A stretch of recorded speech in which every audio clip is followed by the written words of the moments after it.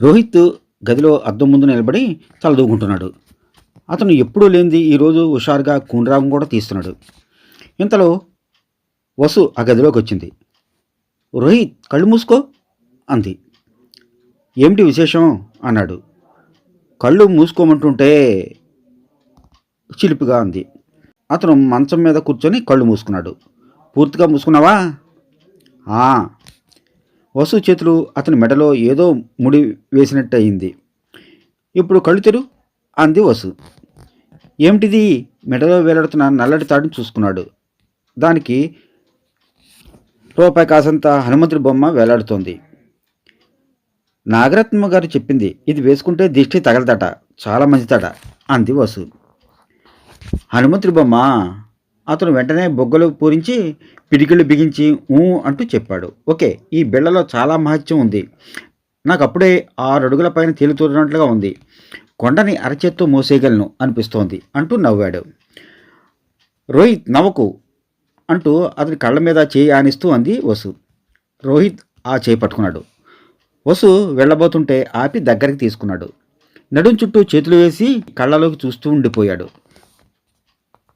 సిగ్గుపడిన వసు, ఏమిటలా చూస్తున్నావు అంది. నిన్నే కొంటిగా అన్నాడు. క్షణం ఆగిన రోహిత్ హఠాత్తుగా వసువుని గుండెలకు అదుముకున్నాడు.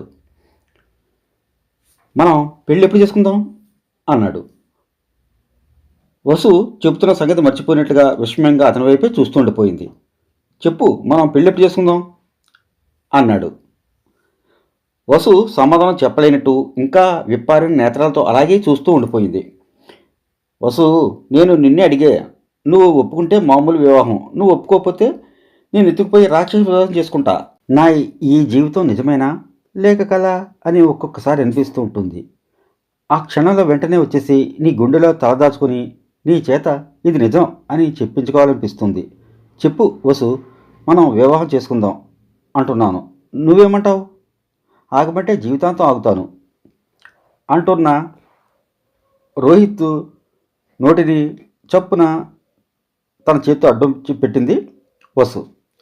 వద్దు రోహిత్, వద్దు, ఒక్కరోజు కూడా ఆగొద్దు, నేను అంకుల్కి చెప్తాను అంది. నేను చెప్తా అన్నాడు.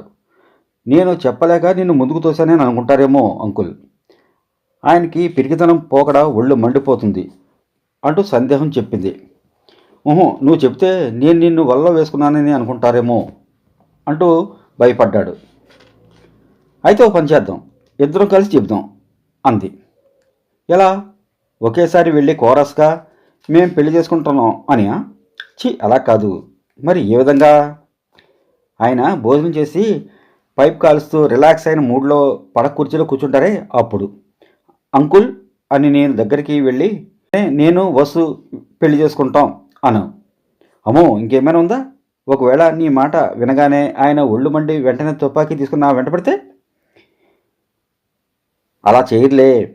ఏమో, నీ పెళ్లి గురించి ఆయనకి ఏం గొప్ప ఆశలు ఉన్నాయో నాలాంటి అనామకుడికి అనాథకి ఎవరేమో అన్నాడు రోహిత్. ఆయన నా ఇష్టానికి వ్యతిరేకంగా ఏమీ చేయరు, అసలు నా మాట కాదని అనరు. పోనీ ఒక పని చేద్దామా అన్నాడు రోహిత్. ఏంటది? ఇద్దరం కలిసి ఆయనకు ఒక ఉత్తరం రాద్దాం అన్నాడు. Wonderful idea. వసు చిరునవ్వు నవ్వింది. రోహిత్ వసు పట్టుకొని లేపెత్తుకొని డ్రాయర్ దగ్గరికి వచ్చి తన కుర్చీలో కూర్చుని ఒడిలో కూర్చోబెట్టుకున్నాడు. డ్రాయర్ సురుగులాగి కాగితం కలం తీసి ఇచ్చాడు. వ్రాయి అన్నాడు. ఏం రాయను? నాకు భయంగా ఉంది. నేను చెప్తా, నువ్వు రాయి అన్నాడు. వసు అతను వీపు మీద పుస్తకం ఒత్తుపెట్టి దాని మీద కాగితం పెట్టి అంది. రోహిత్ చెప్పసాగాడు. ప్రియమైన అంకుల్కి వసు వ్రాస్తోంది. మేమిద్దరం పెళ్లి చేసుకోవడానికి నిశ్చయించుకున్నాం. మీరు ఆశీర్వదించవాలేను. ఇది బాగాలేదు. కోర్టు వారెంట్లా ఉంది. మేము ఇల్లు జప్తు చేస్తున్నాం, మీరు ఇంట్లోంచి వెళ్ళండి అన్నట్లుంది. మరి ఎలా ఉండాలి మరి? సంశయంగా అడిగాడు.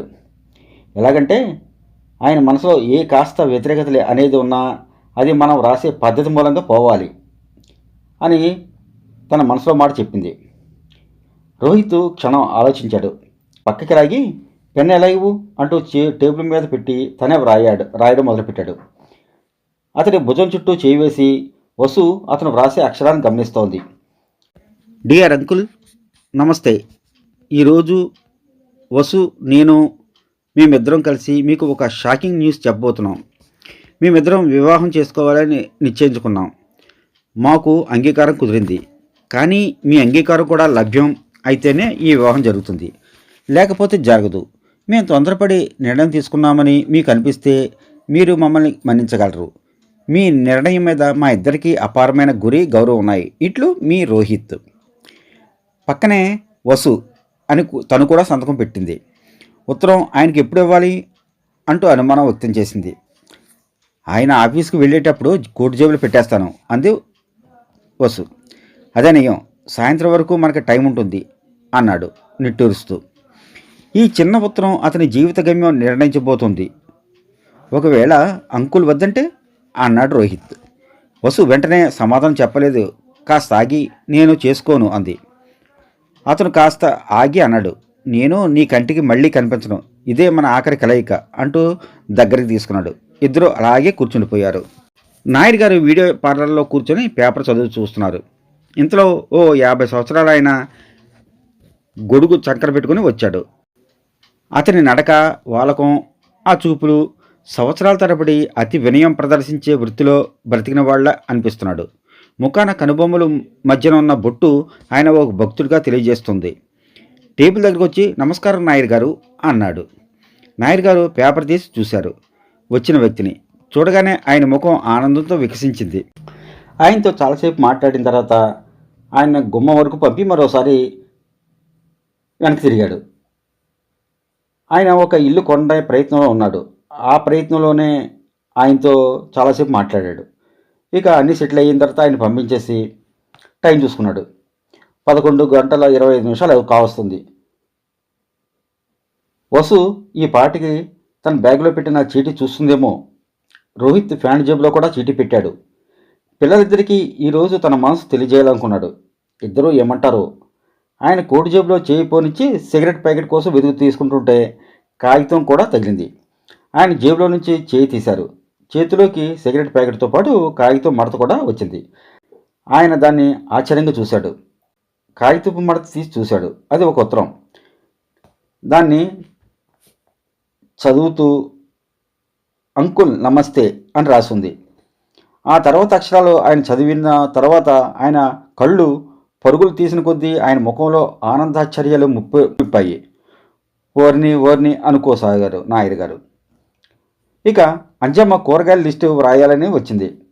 వసు పెన్ కోసం బ్యాగ్ తెరిచింది. అందులో నుంచి పెన్ తీస్తుంటే దాంతోపాటు ఒక కాగితం కూడా బయటకు వచ్చింది. వసుకి అర్థం కాలేదు.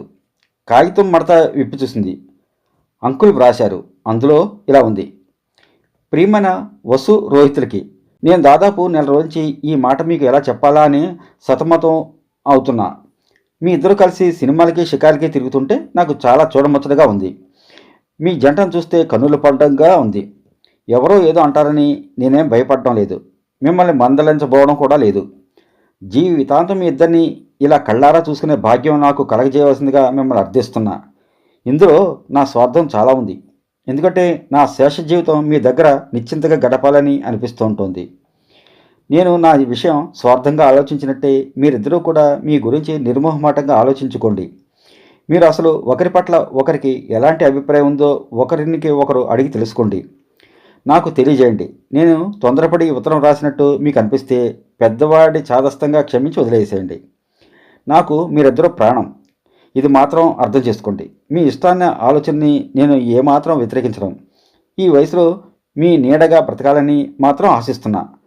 మన ముగ్గురం ఎక్కడ ఉన్నా ఎలా ఉన్నా ఒకే కుటుంబం. అది మీరు మాత్రం మర్చిపోకండి. మీ రాకతో నా జీవితం నేను అదృష్టవంతుడిని అనేట్లు అయ్యింది. ఆశీస్సులతో అంకుల్. వసు ముఖంలో రకరకాల భావాలు ముప్పిరి గొలిపాయి. మధ్యలో జేబురమా తీసి ముక్కు చిదింది. కళ్ళల్లో సుళ్ళు దిగిన నీళ్లు అక్షరాలు కనిపించకుండా అల్లుకుపోయినట్లు అయ్యాయి. ఏమిటమ్మా, ఏమైంది? అందరూ క్షేమేనా అంటూ అంజమ్మ ఆదుర్దగా అడిగింది. వసు ఏమీ లేదు అన్నట్లు నవ్వుతూనే అందులోనే చిరునవ్వు కూడా కనిపించింది. ఆ నవ్వు చాలా మనోహరంగా నవ్వింది. అది వెంటనే రోహిత్కి చెప్పాలి అనిపించింది. వసు కళ్ళు తుడుచుకుంటూ తీయిపోయింది. ఇంతలో ఫోన్ ఒక్కసారిగా గడగడం అంటూ మ్రోగింది. వసు ఉలిక్కిపడింది. వెంటనే ఫోన్ వచ్చి హలో అంది. హలో అవతల నుంచి రోహిత్ కంఠం వినిపించింది. రోహిత్ నేను, గట్టిగా అరిచింది. వసు ఒక్క మాట అర్జెంటుగా చెప్పాలి అన్నాడు ఆతృతగా. ఉండు, ఒక మాట చెప్పేయని నన్ను తిన కూడా గాబరాగా అంది. లేదు వసు, ఫెంటాస్టిక్ అనిపించే సంగతి ఏంటంటే అతని మాటలు ఇంకా కంప్లీట్ చేయలేదు. ప్లీజ్ రోహిత్, నా మాట విను. లేదు వసు, అతను తిరిగి చెప్పబోయాడు. రోహిత్, అంకుల్ నా బ్యాగ్లో చీటీ పెట్టారు అంది. అరే నిజంగానా? నా ఫ్యాంట్ జేబులో కూడా ఉంది, ఇదిగో అన్నాడు. నిజంగానా? ఉండు, నేను మొదట చదువుతాను. వసు ఆగకుండా చదివేసింది. అరే, నా దగ్గర ఉత్తరానికి అది కాపీ అన్నాడు ఆనందంగా. రోహిత్, మన ఉత్తరం కూడా అంకుల్ చదివి ఉంటారు ఈ పాటికి. మై గాడ్ అన్నాడు రోహిత్. రోహిత్ కంఠం బొంగురుపోయింది వసుకి. వసు, సంతోషంగా అనిపిస్తోందా? అతని కంఠం కూడా ఎలాగో ఉంది. వారి మనసుల మీద నిన్నటి నుంచి మోస్తున్న అనుమానపు పర్వతం ఏదో ఆవిరైపోయినట్టు తేలి మబ్బుల్లా తేలిపోతున్నట్లుగా ఉంది. హృదయాలు తేలిక పడడమే కాదు, పురువిప్పిన నెమళ్ళులా నాట్యం చేస్తున్నాయి ఆనందంతో. సంతోషంగానే చెప్పలేకపోతున్నాను రోహిత్, నేనెంత అదృష్టవంతురాలినా అనిపిస్తోంది. మాటలు తడబడుతున్నాయి వసుకి. నాకంటే ఎక్కువేం కాదు వసు, నేను ఇప్పుడే వచ్చేస్తున్నాను, మనం ఎక్కడికైనా వెళదాం అంటూ కంగారుగా చెప్పాడు. త్వరగా అంది. అంజమ్మ ఎవరో పిలిస్తే అటు వెళ్ళింది. ఎప్పుడు వచ్చిందో బేబీ వచ్చి ఒడిలో తలపెట్టుకుని నిలబడింది. వసు బేబీ తల మీద గట్టిగా ముద్దు పెట్టుకుంది. వసు వస్తుంటే రవి ఎదురయ్యాడు. అతని బొగ్గ గిల్లింది. వెళుతున్నావాక? ఎందుకని అడిగాడు శ్రీను. పనుంది శేషు, కొంచెం చూడండమ్మా పిల్లల్ని. అలాగేక, నువ్వు నిశ్చింతగా వెళ్ళరా అన్నాడు శేషు వసు వైపు కృతజ్ఞతగా చూస్తూ. 10 నిమిషాల్లో రోహిత్ ఎక్కిన స్కూటర్ ఆసరా ముందు వచ్చి ఆగింది. వసు గేటు బయటనే నిలబడి అతని కోసమే ఎదురు చూస్తూ ఉంది. స్కూటర్ ఆపి ఇంజిన్ ఆపకుండా భూమి మీద ఒక పాదం మోపి ఆపి నిలబడిన అతను వసునే చూస్తున్నాడు. ఆమె కళ ముఖం విప్పారిన వెలుగులా ఉంది. వసు కూడా తల కాస్త పక్కకి వంచి ఎండ ముఖం మీద పడుతుంటే కళ్ళు గట్టిగా చిట్లించి అతని వైపే చూస్తుంది తదేకంగా. ఇద్దరి ముఖాల్లో ఆనందం సముద్రం కెరటాల్లా ఉవ్వెత్తున ఎగిరిపడుతున్నాయి. ఇద్దరి కళ్ళల కాంతి పుంజాలు. ఆలస్యం అయిందా అడిగాడు. అవును, 1,000,000 సంవత్సరాలు ఇక్కడ నిలబడి నీ కోసం ఎదురు చూస్తున్నట్లుగా అనిపించింది అంది వసు. రా ఎక్కు అన్నాడు.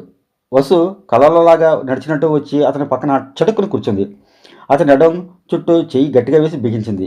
ఆ గట్టిగా పట్టుకోవడంలోనే ఆమె స్పర్శలో ఆమె పొందుతున్న ఆనందం తెలుస్తోంది రోహిత్కి. వసు మెడ చుట్టూ చేతులు పెనవేసి పెదాల మీద గాఢంగా ముద్దు పెట్టుకున్నట్టు అనిపించింది. అతను ఎన్నడూ లేనిది స్కూటర్ నిదానంగా నడుపుతున్నాడు. అతని స్వభావానికి పూర్తి విరుద్ధంగా ప్రతి వారికి చేయి ఊపి సైడ్ ఇచ్చేస్తున్నాడు. ఇంతలో వెనక కూర్చున్న వసు అతని వీపుకు ఆనించి కళ్ళు మూసుకుంది. నిద్ర వస్తుందా అన్నాడు. మత్తుగా ఉంది, ఏమిటో చాలా చెప్పలేంత హాయిగా ఉంది అంది వసు. రోహిత్ స్కూటర్ వెళుతుంటే అతని వీపుకి ముఖం ఆనించి నిద్రపోతున్నట్లుగా మత్తుగా కూర్చుని ఉన్న వసుని వచ్చిపోయే జనం వింతగా చూస్తున్నారు. రోహిత్ స్కూటర్ని ఇందిరా పార్కుకి తీసుకుని వచ్చి ఆపాడు. అక్కడ ఆ వేళ అంతగా జనసంచారం అయితే లేదు. అతను వసు మొక్కల దగ్గర నీళ్ల ఒడ్డున నడుస్తున్నారు. అతని చెయ్యి ఆమె నడుం చుట్టూ ఉంది. ఆమె తల అతని భుజానికి దిగువన ఛాతీకి తగులుతూ ఆనింది. ఏమిటి మరి అంత మోగ అమ్మాయిలా అయిపోయావు అన్నాడు రోహిత్. వసు అతన్ని వదిలి అక్కడ గడ్డిలో అల్లిబిల్లిగా చేతులు చాచి తిప్పుతూ, రోహిత్, నాకేమిటోగా ఉంది. శరీరం దూదిపిందలా ఎంతో తేలిగ్గా అనిపిస్తోంది. అలా గాల్లోకి కలిసి ఆకాశంలోకి తేలిపోవాలనిపిస్తోంది. నేల మీదకి వంగిపోయి ఈ భూమిని ముద్దాడాలనిపిస్తోంది. ఈ గాలి, ఈ భూమి, ఈ నీరు నాకు జీవితాన్ని ఇచ్చాయి. ఈ జీవితానికి నిన్ను ఇచ్చాయి. I am lucky Rohit, I am very very lucky. Uncle ఎంత మంచివారు. నిన్ను అసలు నా కోసం ఇంటికి తెచ్చినట్టున్నారు. అవును, అంతే అయి ఉంటుంది. మోకాళ్ళ మీద కూలబడి నవ్వుతూ ఉంటున్న వసువుకి అంతలోనే హఠాత్తుగా కళ్ళ వెంట నీళ్లు జలజలా రాలాయి. రోహిత్ చప్పున తను కూడా గడ్డిలో కూర్చొని వసుని దగ్గరకు తీసుకున్నాడు. వసు అతని గుండెలో ఒదిగిపోయింది. నిజం Vasu, we are lucky, very very lucky అన్నాడు. రోహిత్ ముఖం వసు తల మీదకి వంగిపోయింది. ఇద్దరు మౌనంగా ఒక అనిర్వచనీయమైన ఆనందం నిశ్శబ్దంగా పంచుకుంటున్న వారిలా ఉండిపోయారు. ఒకరికి ఒకరు తెలియకుండా రాసుకున్న ఈ ఉత్తరాలు ముగ్గురికి ఆనందాన్ని ఇచ్చాయి. వారి మనసులో దాగి ఉన్న ప్రేమను బయటికి ప్రపంచానికి తెలియజేసాయి. ఆ వీధంతా వీరు అభిప్రాయాలు షేర్ చేసుకున్నారు. నాయర్ అయితే ఆనందానికి అంతు లేకుండా ప్రతి ఒక్కరికి ఈ విషయం చెప్పారు, త్వరలో వీళ్ళిద్దరు పెళ్ళి అంటూ. ఇక ఆ ఇంట్లో కళకళలాడుతున్న వాతావరణం చూస్తున్న వారికి అప్పుడే పెళ్లి జరగబోతుందా అనిపించేంత ఆడవిడి కనిపిస్తుంది ఆ ఇంట్లో. ఇంతలో ఒక కుర్రాడు పరిగెట్టుకుంటూ వచ్చి నాయర్ గారి చేతి మీద తడుతూ, అంకుల్ మీకోసం పెద్ద కారులో ఎవరో ఒక ఆయన వచ్చారు అన్నాడు. ఎవరు? తిరిగి ఆ కుర్రాడిని అడిగాడు. పేరు చెప్పలేదు అంకుల్, మిమ్మల్ని అడుగుతున్నారు అని మళ్ళా పరిగెట్టుకుంటూ వెళ్ళిపోయాడు. వెళ్ళండి, ఎవరో ఆడపిల్ల తండ్రి అయి ఉంటాడు, సందేహం లేదు అన్నారు పక్కింటి సత్యం గారు. ఆడపిల్ల తండ్రా, అయితే షూట్ చేస్తా అంటూ నవ్వుతూ బయటకు వెళ్ళారాయన. నాయర్ గారు నిజంగా చాలా అదృష్టవంతుడు. ఈ రోజుల్లో స్వంత పిల్లలే చెప్పిన మాట వినడం లేదు. పెంచుకున్న పిల్లలు చూడండి, వాళ్ళ ముగ్గురిది ఒకటే మాట అన్నాడు సత్యం. నాయర్ గారు లోపల నుంచి బయటకు వచ్చారు. బయట పొడవాటి కారు ఆగి ఉంది. ఒక 50 సంవత్సరాల వ్యక్తి దాన్ని ఆనుకొని నిలబడి ఉన్నాడు. నాయర్ గారు అతని ప్రశ్నార్థంగా చూశారు. ఎవరు కావాలండి? నమ్రతగా అడిగాడు. మాధవ్ నాయర్ గారు కావాలి అన్నాడు. నేనే, తమ శుభనామం? నాయుడు గారు అన్న మాటలకు ఆయన వెంటనే నమస్కరి. నా పేరు గౌరీశంకర్, నేను రాజేశ్వరీదేవి గారి సెక్రటరీని. ఆవిడ నన్ను పంపించారు. నాయర్ గారికి ఆవిడ పేరు ఎప్పుడూ తను విన్నట్టు జ్ఞాపకం అయితే రాలేదు. రాజేశ్వరం గారా అంటూ సంశయంగా చూశాడు. అవును, రోహిత్ అమ్మగారు. ఏమిటి? ఆయన తలపై ఒక్కసారికి పిడుగుపడ్డట్టే చూశారు. రాజేశ్వరమ్మ గారి గురించి మీకు తెలియదేమో. ఆమె ప్రసిద్ధ సోషల్ వర్కర్. ఈ దేశంలో భేద సాదా కోసం ఆమె విదేశాలు తిరిగి డబ్బు తెచ్చి ఎన్నో కుటుంబాలకు సాయం చేస్తుంటారు. ఆమె దగ్గర నేను సెక్రటరీని. రోహిత్ ఆమె కొడుకు. తల్లికి కొడుక్కి అంతగా పడదు. రోహిత్ ఇంట్లోంచి వెళ్ళిపోయాడు. ఇది ఎన్నేళ్లమట? ఆయన పొడారిపోతున్న ఆయన పెదాల నుండి వణుకుతున్న కంఠంగా వస్తుందో ఆ పదాలు. దాదాపు 5 సంవత్సరాల క్రితం ఉందన్నమాట. రోహిత్ ఇంట్లోంచి వెళ్ళిపోయినప్పటి నుంచి మేము గాలిస్తూనే ఉన్నాం, కానీ దొరకలేదు. ఆవిడ ఆరోగ్యం అస్సలు బాగాలేదు. లేకపోతే ఆవిడే స్వయంగా వచ్చేవారు. మీరు రోహిత్ని నా వెంట పంపించండి అన్నాడు. అలాగే రండి. నాయర్ గారు గొంతు లంకనాలు చేసిన మనిషిలా పాతాళం నుండి వస్తున్నట్టుగా అయ్యింది. అతనికి తను నిలబడిన చోట భూమి ఊబిలా మారిపోయినట్టు, అందులోకి ఆయన దిగిపోతున్నట్లుగా అనిపిస్తోంది. ఈ ప్రమాదం ఊహించలేంది. ఆయనకి నిస్సహాయంగా అనిపిస్తోంది. ఆయన గౌరీశంకర్ని వెంట పెట్టుకుని లోపలికి తీసుకుని వచ్చారు. రోహిత్ సత్యం గారితో ఏదో మాట్లాడుతున్నాడు. ఏదో జోకులా వేసినట్టున్నారు. అందరూ విరగబడి నవ్వుతున్నారు. వసు రోహిత్ పక్కనే ఉంది. నాయర్ గారు వెనక నుంచి వచ్చి మెల్లగా రోహిత్ భుజం తడుతూ, రోహిత్ నీకోసం ఎవరో వచ్చారు చూడు అన్నారు. రోహిత్ వెనక్కి తిరిగి చూశాడు. ఎదురుగా నిలబడిన గౌరీశంకర్ని చూసి అతని ముఖం ఒక్క నిమిషం వెలవెల మాడిపోయింది. ఆ కళ్ళు నువ్వా అన్నట్లున్నాయి. క్షణంలో అతని ముఖం రంగులు మారాయి. ఎక్స్క్యూజ్ మీ అంకుల్, ఈయనెవరో నాకు తెలీదు అన్నాడు నిభ్రంగా రోహిత్. రోహి, డబ్బాయించకు. అమ్మగారు ఎంత కృషించిపోతున్నారో తెలుసా? నాన్నగారికి యాక్సిడెంట్ అయింది. మంచంలో నుంచి లేవడం లేదు. వాళ్ళ మీద ఏదైనా కోపం ఉంటే ఇంట్లో ఉండి ముఖాముఖి తేల్చుకోవాలి. అంతేగాని ఇలా ఇంట్లోంచి పారిపోయి వచ్చి వాళ్ళని సాధించాలని అనుకోవడం ఉందే అంటూ ఏదో చెప్పబోతున్నారు. ఇంకా షటాప్ అంటూ రోహిత్ అరిచినట్టే అన్నాడు. వసు అయోమయంగా చూస్తూ నాయర్ గారి దగ్గరికి వచ్చి గాబరాగా అంకుల్ అంది మెల్లగా. ఆయన ఆగమన్నట్టు చేతితో సైజ్ చేశారు. గౌరీశంకర్ నాయర్ గారితో అన్నాడు, రోహిత్ చిన్నప్పటి నుంచి ఇంతేనండి. తల్లి చేసే సోషల్ వర్క్ ఈయనకి గిట్టదు. ఫ్రెండ్స్తో కలిసి నానా గొడవ చేసేవాడు అంటూ రోహిత్ గురించి చెప్పబడం మొదలెట్టాడు. రోహిత్ చేతిలో గాజు గ్లాసు టేబుల్ కేసి కొట్టాడు. అతని కళ్ళు రక్తం చిందేంత ఎర్రగా మాయాయి. పగిలిన గాజు గ్లాసు ముక్క తీసి చూపిస్తూ పళ్ళు బిగువున, ఇక్కడ నుంచి వెళ్తావా, ఇది గుచ్చమంటావా అన్నాడు కసిగా. రోహి గౌరీశంకర్ ఒక అడుగు వెనక్కి వేశాడు. షటాప్ గెటాప్ గడావుడైసే, ఇంకో నిమిషం నా కళ్ళ ముందుంటే చంపేస్తాను, నువ్వు నాకు చెప్తావా రాస్కెల్ అంటూ ఒక్కసారిగా అతని మీద పడబోయాడు. రోహిత్ ఆయన మీదకి దూసుకు వస్తుంటే డాక్టర్ గారు వెనక నుంచి పట్టుకున్నారు. గౌరీశంకర్ని నాయర్ గారు వెనక్కి లాగారు. ఏమైంది అందరూ అక్కడికి వచ్చి మూగారు. రోహిత్, నువ్వు లోపలికి వెళ్ళు, వసు రోహిత్ని లోపలికి తీసుకెళ్ళు అంటూ నాయర్ గారు అరిచారు. ఒక్కసారి సంతోషంగా ఉన్న ఆ వాతావరణం అంతా విషపు చుక్కపడిన పాల్లో విరిగిపోయింది. ఎవరి గౌరీశంకర్? రోహిత్కి అతనికి ఏమిటి సంబంధం? రోహిత్ ఎందుకు అతనిని తిడుతూ కొట్టడానికి సిద్ధమవుతున్నాడు? అందరూ రకరకాలుగా ఊహాగానం చేయడం మొదలుపెట్టారు. దాదాపు 4 గంటల తర్వాత నాయర్ గారి ఇంట్లో. అప్పటికి టైం రాత్రి 11 గంటలు అవుతోంది. బయట అంతా నిశ్శబ్దంగా ఉంది. బజార్ అంతా ఆదమరిచి నిద్రపోతోంది. కానీ నాయర్ గారి ఇంట్లో మాత్రం ఇంకా లైట్లు వెలుగుతూనే ఉన్నాయి. ముందు గదిలో కుర్చీలో రోహిత్ కూర్చొని ఉన్నాడు. అతని కుర్చీ వెనకే వసు నిలబడి ఉంది. ఆమె చెయ్యి మాటిమాటికి వచ్చి రోహిత్ ఆవేశంతో మాట్లాడుతుంటే, నాయర్ గారితో చెబుతుంటే వసు మెల్లగా అతని భుజం మీద అనునయిస్తున్నట్లుగా రాస్తోంది. నాయర్ గారు దూరంగా కిటికీ దగ్గర చేతులు కట్టుకుని నిలబడి ఉన్నారు. ఆయన ముఖం ఈ కొద్ది గంటల్లోనే వడిలిపోయినట్టుగా ఉంది. సాయంత్రం ఆయన కళ్ళల్లో ఉరకలు వేస్తూ ఉప్పొంగిన ఉత్సాహం, ఆనందం ఇప్పుడు మచ్చు కూడా లేవు. ఆయన ఎందుకో కుంగిపోయిన మనిషిలా ఉన్నాడు. హఠాత్తుగా వయసు భారం కుంగదీస్తున్నట్టుగా భారంగా ఉన్నారు.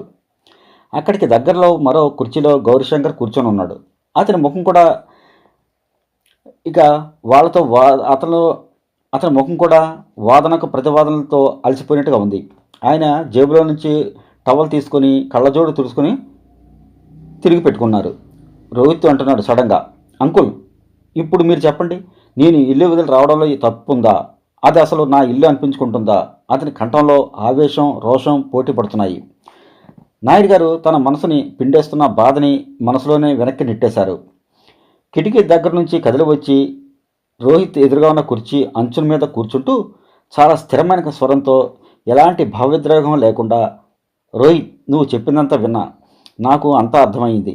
నీ మనసు ఎందుకు గాయపడిందో, నువ్వు కోరింది మీ అమ్మ దగ్గర నీకు దొరకలేదో అంతా నాకు తెలిసింది.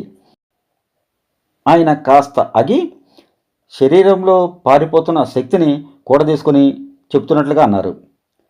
రోహిత్, చూడు, నువ్వు ఎంత చెప్పినా ఏమన్నా ఒక్కటి మాత్రం నిజం. ఆమె నీ తల్లి. ఈ సత్యం నుంచి నువ్వు తప్పించుకోలేవు.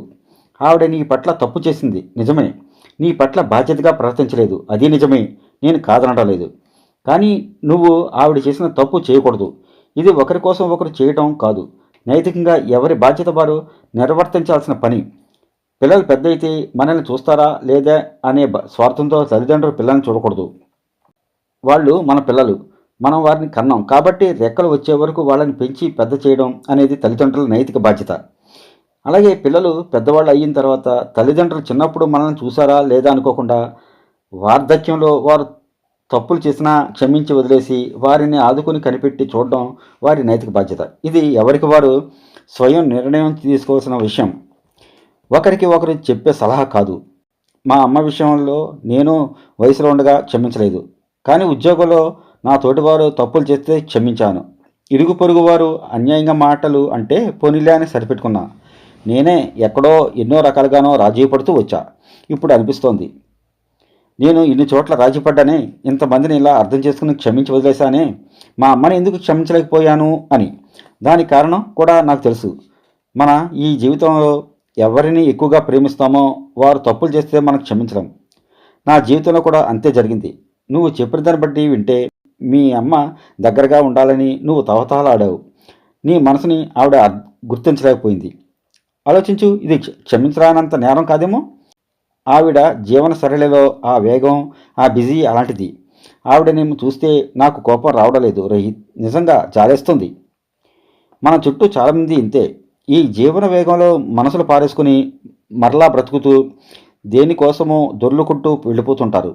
ప్రేమించే భార్యల్ని గుర్తించలేని భర్తలు, పిల్లల్ని చూడ తల్లిదండ్రులు, తల్లిదండ్రులని పట్టించుకొని పిల్లలు, కుటుంబం కోసం గానుగెద్దులా చాకరీ చేసే డబ్బు తెస్తుంటే ఆ వ్యక్తి సుఖం పట్టించుకొని ఆడవాళ్ళు. ఎన్నెన్ని రకాలు. అసలు ప్రేమ లేని జీవితం ప్రాణం లేని శరీరం లాంటిది అని వీరిలో చాలామందికి తెలియదేమో. ఏదో పుట్టడం, ఏదో బ్రతకడం, ఏదో చచ్చిపోవడం. మరలా జీవితాలని వెళ్ళదీసేస్తుంటారు.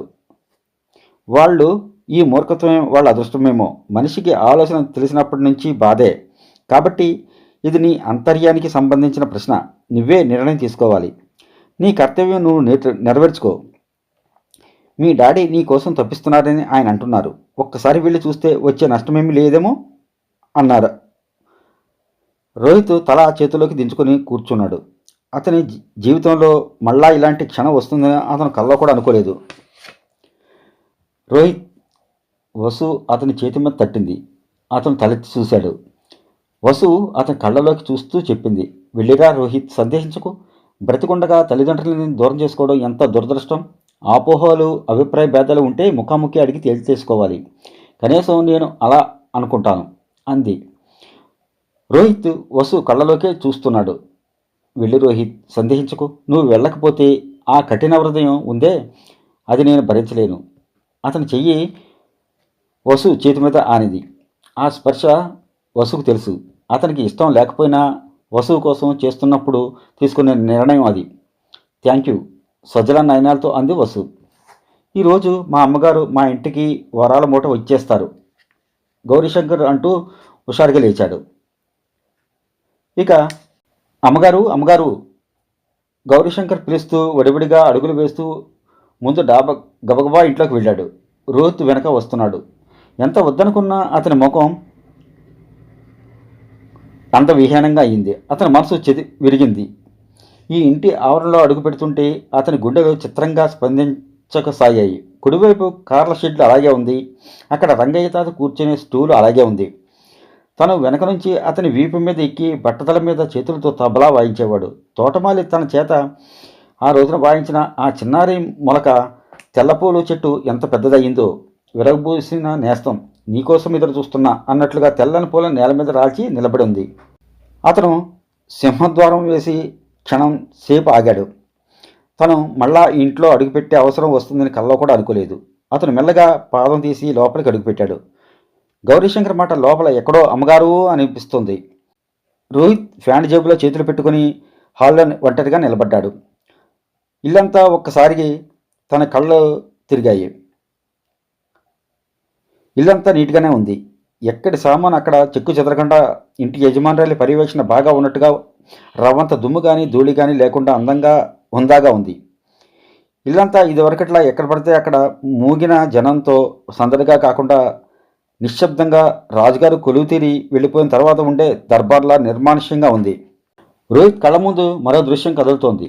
10 సంవత్సరాల పిల్లాడు కళ్ళు నులుపుకుంటూ జ్వరంతో ఒళ్ళు కాలిపోతుండగా ఏడుస్తూ దాహం అని వస్తే ఆ హాల్ నిండా ఉన్న జనంలో ఒక్కరు కూడా పట్టించుకోలేదు.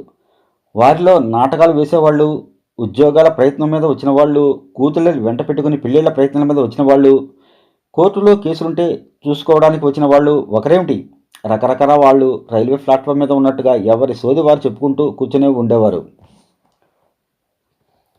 అమ్మగారు అమ్మగారు అంటూ అందరూ లేచి నిలబడి భక్తిగా నమస్కరించేవారు. తనని చిన్నప్పటి నుంచి 5 సంవత్సరాల ముందు వరకు కూడా తనను స్టేజ్ బై స్టేజ్ ఎలా పిచ్చివాణి చేశారో అంతా ఒక్కసారిగా మననం చేసుకున్నాడు రోహిత్. తర్వాత ఆవిడ గారి ఫ్రెండ్స్ అంతా తనను మదపిచ్చి అనే ముద్ర కూడా వేశారు. తన హాస్పిటల్లో చేర్పించడానికి సన్నాహాలు కూడా చేస్తున్నారు. తన ఇంట్లోంచి తప్పించుకుని బయటపడ్డాడు. జన్మలో ఆ ఇంటి ముఖం చూడకూడదని, ఆ ఇంట్లో అడుగు పెట్టకూడదని గట్టిగా నిర్ణయించుకున్నాడు. అప్పట్లో ఇంట్లో నుంచి బయటకు వస్తూ వెనక్కి తిరిగి, I hate you mummy, I hate you, నేను నీకు అవసరం లేదు, నీకు వాళ్లే కావాలి, ఐ హేట్ యూ అంటే కసిగా తిట్టుకున్నాడు రోహిత్. చేతుకున్న వాచి అమ్మేసి గోవా వెళ్ళిపోయాడు. అక్కడ కొన్నాళ్ళు తర్వాత అది బాగాలేదు. డబ్బు కోసం పడవల దగ్గర కూలీగా చేశాడు. బీచ్ రెస్టారెంట్స్లో సర్వర్గా చేశాడు. బాగా కష్టపడ్డాడు. చిన్న చిన్న దొంగతనాలు ప్రారంభించాడు. ఒకరిద్దరు డ్రగ్స్ ఎడిక్ట్స్ ఫ్రెండ్స్ అయ్యారు. గుంపులుగా ఊళ్ళు మారడం ప్రారంభించారు. డబ్బు కావాల్సి వచ్చినప్పుడల్లా రైల్వే స్టేషన్లోనూ బస్టాండ్లోనూ కార్ల వెంటపడి అడుక్కునేవాళ్ళు. అడుక్కోవడం ప్రారంభించినప్పటి నుంచి అంత పెద్దగా ఇబ్బంది అయితే అనిపించలేదు. ఒక్కోసారి చచ్చిపోవాలని అనిపించేది. కానీ సాటి డ్రగ్ ఎడిక్ట్స్ వాళ్ళు రక్షించారు.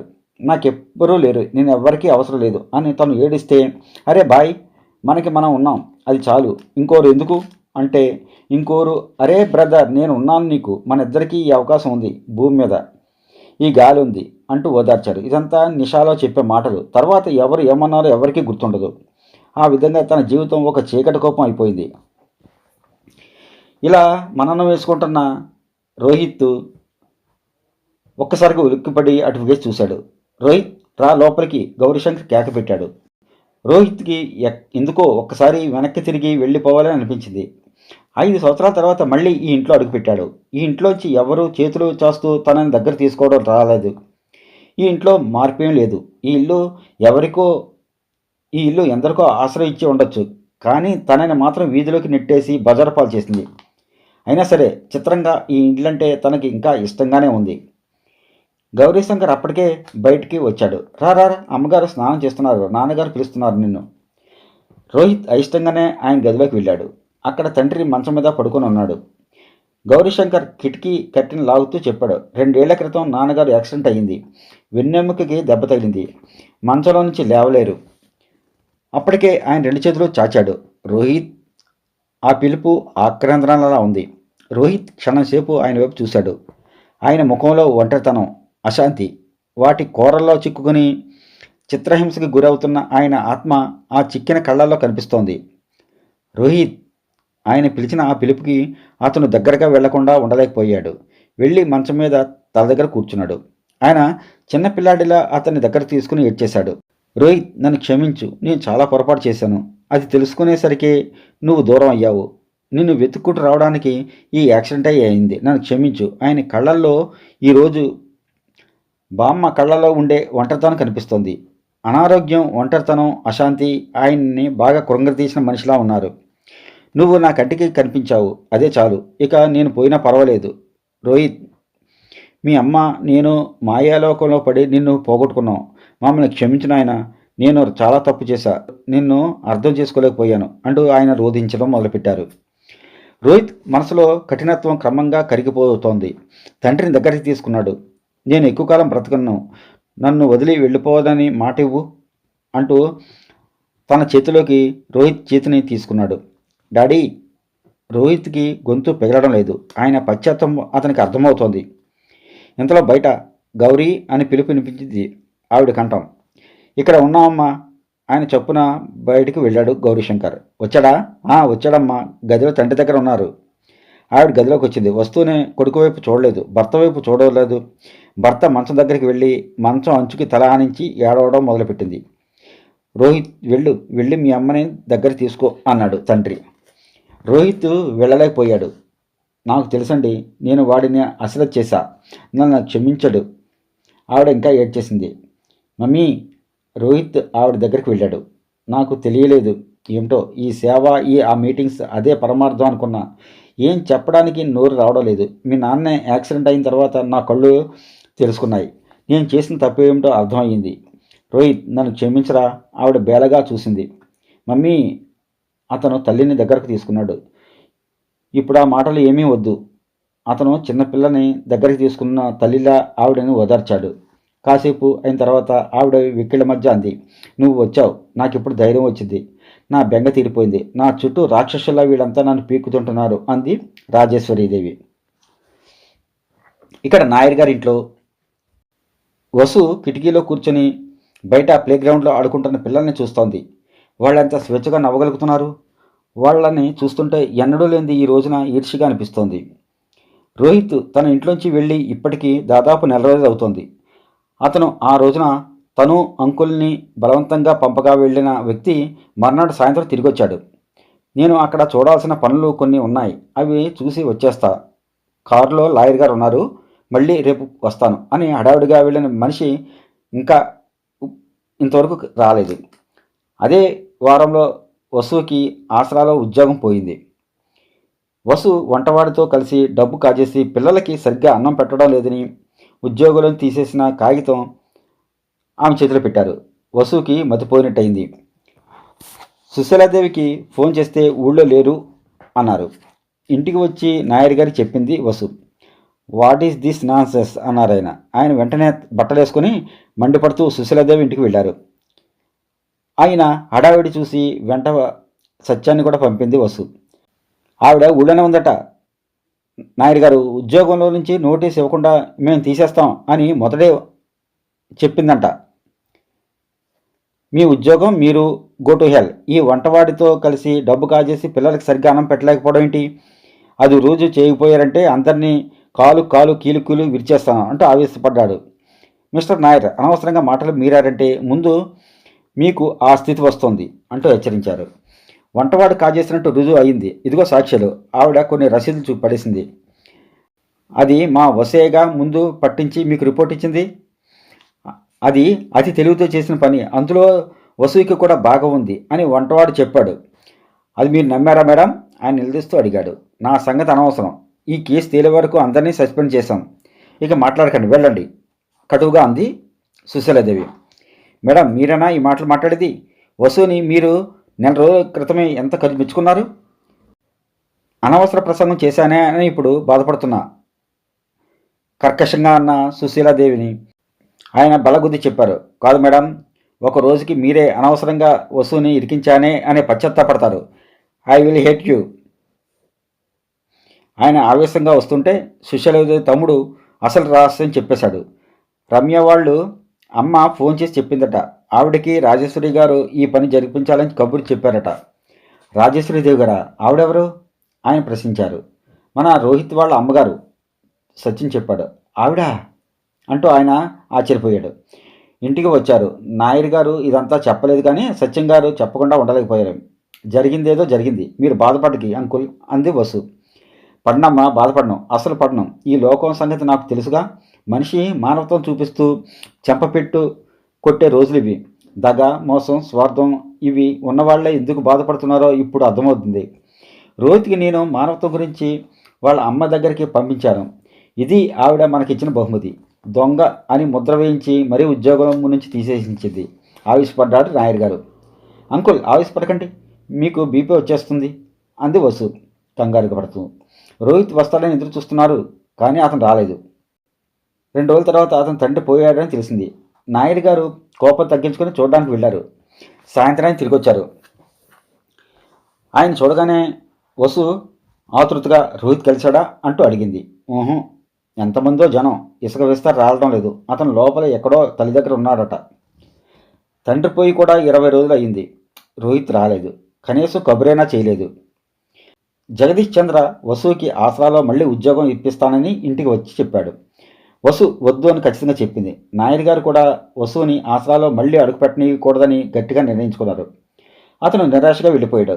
వెళ్లే ముందు అతను ఇంకొకటి కూడా చెప్పాడు. రోహిత్ తల్లి రాజేశ్వరీదేవి, రమ్య తల్లి చాలా మంచి స్నేహితురాళ్ళు. పిల్లలిద్దరికీ పెళ్లి చేసి స్నేహం బంధుత్వంగా కలుపుకోవాలని అనుకుంటున్నారని విన్నానని చెప్పి వెళ్ళాడు.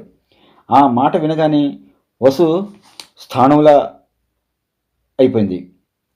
అదెలా జరుగుతుందో నేను చూస్తాను అన్నారు నాయర్ గారు ఆవేశంగా. ఆయన మళ్ళీ రోహిత్ని కలవడానికి వెళ్ళారు. తిరిగి వచ్చిన ఆయన్ని చూస్తే వసుకి భయం వేసింది. ఏమైంది అంకుల్ అని అడిగింది ఆదుర్దాగా. లేదు, బొంబాయి వెళ్ళాడట. ముక్తసరిగా అన్న ఆయన బట్టలు మార్చుకొని పడకూర్చో కూర్చున్నారు. గుండె మీద చేయి వేసి రాసుకుంటూ, వసు, నువ్వు ఇక రోహిత్ గురించి మర్చిపోవడం మంచిది అన్నారు. వసు మాట్లాడలేదు, మౌనంగా ఉండిపోయింది. వంట ఇంట్లోకి వెళ్ళి టీ కలిపి తెచ్చిచ్చింది. ఆయన తీసుకుంటూ, చూడమ్మా, నేను ఏ మాట ఊరికే అన్ను అని నీకు తెలుసుగా అన్నారు నిదానంగా. తెలుసు అంకుల్. ఈరోజు రోహిత్ లేడు. వాళ్ళ అమ్మ వచ్చి నాతో మాట్లాడింది. రోహిత్కి నాకు పరిచయం ఏమిటి అని అడిగింది. జరిగిందంతా చెప్పాను. తర్వాత నన్ను ఒక మాట అంది. ఆయన మళ్ళా గుండెల మీద చేత్తో రాసుకుంటున్నారు. ఆయన గుండె ఎక్కడో గతి తప్పుతున్నట్టుగా ఆయన ముఖంలో భావాలు స్పష్టంగా గమనిస్తోంది. ఏమంది ఈయన స్వరంతో అడిగింది వసు. ఆవిడ కొడుక్కి వచ్చిన మనస్పర్ధలు నేను క్యాష్ చేసుకోవాలని చూడకూడదట. అప్పుడు ఏదో మనస్పర్ధలు వచ్చాయి, విడిపోయారు. ఇప్పుడు అవి పోయి కలిశారు. మీకు పెళ్లి కాలేదు కాబట్టి పిల్లల మీద మమకారం ఏంటో మీకు చెప్పినా తెలియదు. నా కొడుకుని నా నుంచి దూరం చేయకండి అంది కోపంతో. కబుర్లు చెప్పకండి మేడం, ఇది మీరు ఉపన్యాసం ఇచ్చే సభ కాదు. కన్నంత మాత్రం పిల్లలు అవరు, వాళ్ళని ప్రేమతో పెంచుకోవాలి కానీ అన్నాను నేను. మా ఇద్దరి మధ్య మాట పెరిగింది. ఆవిడ నన్ను డబ్బు కోసం 20 సవ్వు అంది. కపట్దార్ అన్నాను నేను. నౌకర్లు వచ్చి అవతలకు తోశారు. ఈరోజు నా కొడుకు అంటున్నారే మీరు, ఆ వ్యక్తి మీకు మా వస్తువు పెట్టిన భిక్ష అన్నాను. అలా ఎందుకు అన్నారు అంకుల్? వస్తున్న దుఃఖాన్ని అణిచిపెట్టుకుంటూ అంది వసు. మరి ఇంకా ఎలాగమ్మా? చాలా చాలా అనాలని అనిపించింది, కానీ కంట్రోల్ చేసుకున్నాను. ఎంతైనా ఆవిడ రోహిత్ తల్లి. వసు కుర్చీలో అతని కుర్చీ పక్కన కూర్చుంటూ తలదించుకుంది. ఆయన వసు తల మీద చేయి వేసి నిమురుతూ, వసు, దోవ పొడుగున ఇంటికి వస్తుంటే ఇదే ఆలోచించాను. ఆవిడతో మాట్లాడిన తర్వాత మనం ఇక రోహిత్ని మర్చిపోవడం మంచిదమ్మా. ముఖ్యంగా నువ్వు. ఎందుకంటేనమ్మా ఇక్కడ మనతో ఉండడం అసంభవం. ఒకవేళ ఉన్నా ఆవిడ బ్రతకనీయదు. అలాంటి మనిషే ఆవిడ. ఒకవేళ నిన్ను రోహిత్ ఆ ఇంటికి తీసుకువెళ్ళినా నువ్వు ఒక్క క్షణం కూడా అక్కడ ఉండలేవమ్మా. ఆ ఇంట్లో ఆవిడ పెత్తనం అలాంటిది. ఆవిడకి భర్త పోయాడు, చేతిలో నా అనే మనిషి కావాలి. అదృష్టవశాత్తు రోహిత్ సరిగ్గా సమయానికి తిరిగి వచ్చాడు. రోహిత్ని ఆవిడ ఇక ఒక్క నిమిషం కూడా వదలదు. అతని జీవితం ఆవిడే ప్లాన్ చేస్తుంది. అతను కాదంటే నరకం పెట్టేస్తుంది. అతని చుట్టూ ముళ్ళ కంచి కట్టడం మొదలుపెట్టిందమ్మా. ఆవిడ అలాంటి మనిషి. కాబట్టి రోహిత్ని మర్చిపోవడమే మనం చేయాల్సిన పని అంటూ ఆయన దుఃఖాన్ని ఆపుకుంటూ కళ్ళలో ఉబుకు వస్తున్న నీటిని తుడుచుకుంటూ ఒక్క క్షణం ఆగారు. ఆ రాత్రి వసు నిద్రపోలేదు.